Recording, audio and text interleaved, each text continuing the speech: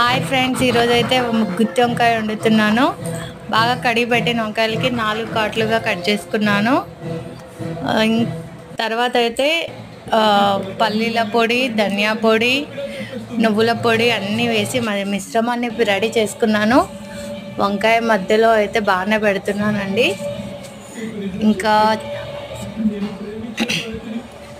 ఇంకా ఉన్నాయండి వంకాయలు, ఇంకా పెట్టాలి. ఇలా వరుసగా అన్నీ పేర్చుకుంటున్నాను. వంకాయ అంటే కోడి కూర చూసినట్టే ఉందండి. నాకు వంకాయను చూస్తుంటే ఇప్పుడే నోరు ఊరుతుంది. బాండీలో నూనె అయితే వేసుకుంటున్నాను. 2 గరిటెలు వేసుకుంటున్నానండి చిన్నవి. ఇంకా ఒకటిగా వంకాయలన్నీ వేస్తున్నాను. అన్నీ వేసాక చక్కగా మూత పెట్టుకోవడమే. దానికోసమే ఎదురు చూస్తున్నాను, ఎప్పుడెప్పుడు అవుతుందా, ఎప్పుడెప్పుడు తినాలా అని. చూడండి ఫ్రెండ్స్, వేస్తున్నాను.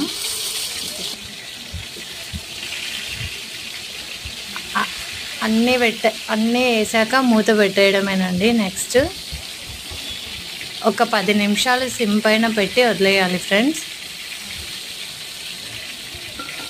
10 నిమిషాల తర్వాత మూత తీసామంటే వంకాయ అయితే ఉడికిపోయిందండి.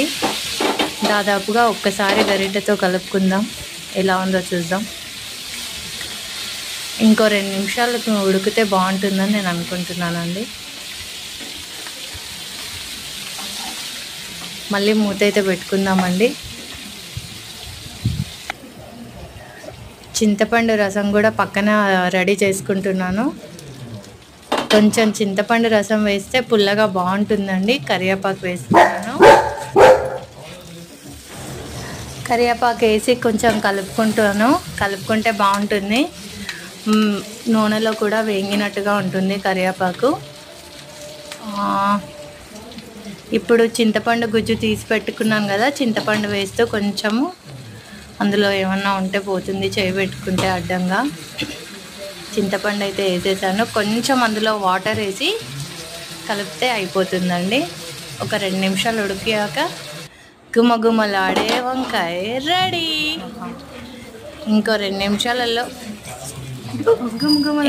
నిమిషాలలో ప్లేట్లో వేసుకొని చూద్దామండి. ఓ పట్టు బట్టి మీకు చెప్తాను ఎట్లా ఉందో. 2 నిమిషాలు.